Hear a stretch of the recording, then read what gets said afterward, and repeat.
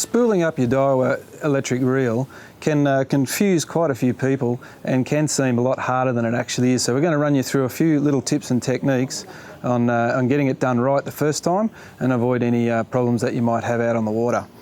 Firstly, when actually tying your line to the spool, these particular spools have a little section on them which is designed to have the line tied around it, so you don't need to use any backing lines of any description, and that way we can actually set our exact length of our line, so there's no confusion as to what might be underneath our top shotted line.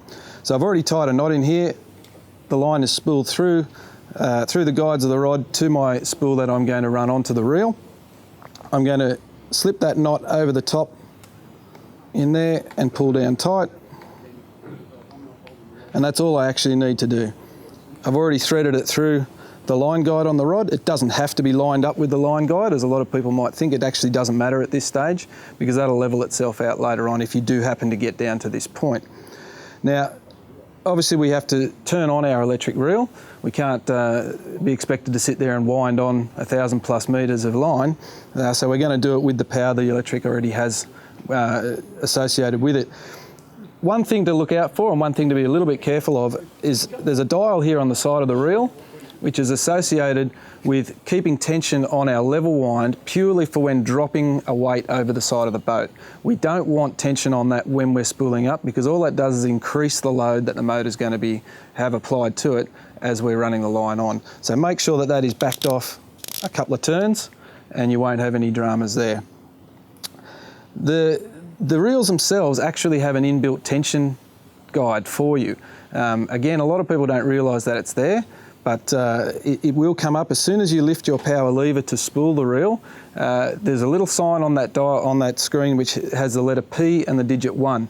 As you start to spool, that will change to just a digit, and we want that digit somewhere between 5 and 7, and that will give you an appropriate tension for putting the line on. If you've got too much tension, even though this is a solid aluminium spool, that it actually can split that spool as the line contracts through temperature changes. It could even do it in your lounge room or in the boot of your car. If it happens to get very cold one night, the line will contract and it can actually split that spool. Too loose and it's going to cut down into itself very, very easily when all that tension comes on. We're going to have enough tension as it is just with the weight we're dropping over the side, let alone hooked up to a fish in a fighting fish situation. So we need to get that right, and if we do, we can expect flawless and troubleless operation throughout the life of that line. Okay. It is far easier if you have the facilities to run your spooler line that you're going to spool your reel with in some sort of a holder. You can of course use another person to do it, because running braided line through your fingers obviously has detrimental effects in a lot of areas. However, right now I'm going to sit that spool just next to the reel and I'm going to run the line through my fingers just to give you an indication of how this tension control system works. First thing we need to do before we start the motor up is make sure that we have adequate drag pressure. If we have too light a drag on there, the drag's actually going to slip as the line's coming on. It's going to give us an inaccurate reading of how much line we've got on the reel, and of course it's going to affect the tension as well. So drag wound up, it doesn't have to be wound up until you break it, but nice and firm on that drag setting and we won't have an issue.